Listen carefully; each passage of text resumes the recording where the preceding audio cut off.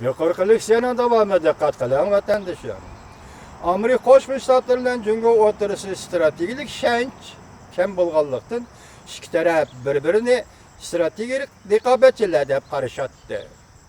Shunglashqa harbiy ishlar bo'yicha almashtirish ikki taraf armiyalar uchun aytganda intayin muhim ahamiyatga ega bir ish edi.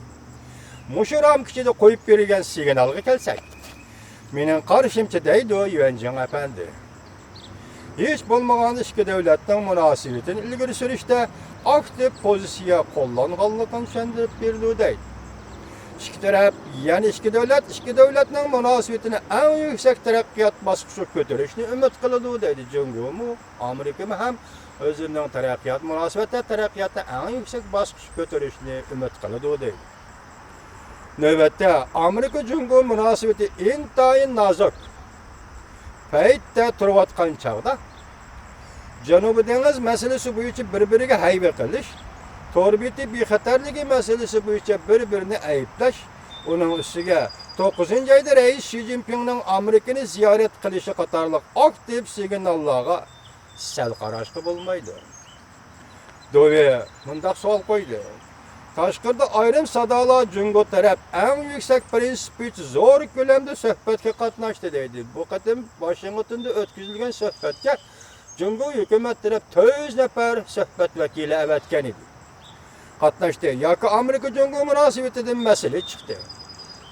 Yoki sifatlik bo'sish xarakterlik talab qo'ymoqchi deb hisobladi. Suhbatda yoki ikki davlat munosabatidan masala chiqdi, yoki bo'sish xarakterlik masala o'tirib qo'yilmoqchi deb hisoblashdi deydi.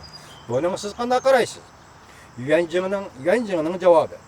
Men Jungo bilan Amerika o'rtasida cho'ng masala chiqdi deb qaramayman dedi. Jungo Osiyo mablag' bankasi qurmoqchi bo'ldi. Amerika ko'ngilda nimalarni o'ylab qoldi? Jungo nima ish qilmoqchi? Qozonni boshqa uchoqqa osmoqchimi? Navbatdagi iqtisod siyosiy tartibga xiris e'lon qilmoqchimi? Navbatdagi vaziyatdan qaraganda Jungo Amerika bilan hammani dasturxon ustiga elib chiqmoqchimi emas. Bizning bunday kuchimiz yo'q deydi Yuanjing apandi.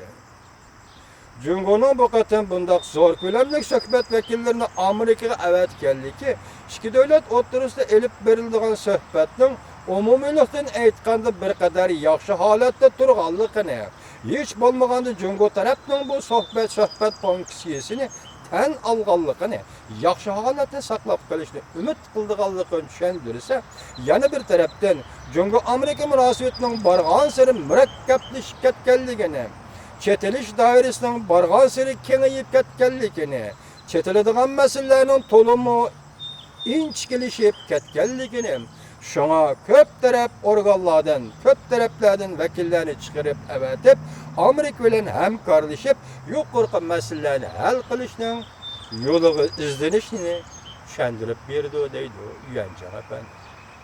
Prezident Obamaning siyosiy merosi kichik mavzu deb qo'yildi, bir kichik mavzu. Dove mundaq savol qo'ydi.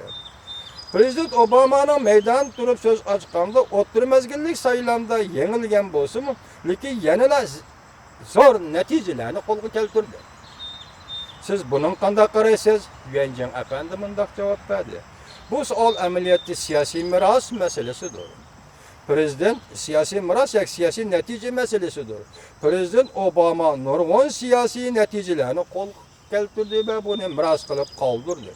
Masalaning hal qiliq tarafi shuki, Amerika Jungo munosabati qanday nazilishi kerak va qanday yig'ishtirilishi kerak. Leksiyamizning davomini yana bir qatimliq leksiya anglaysiz vatandoshlar.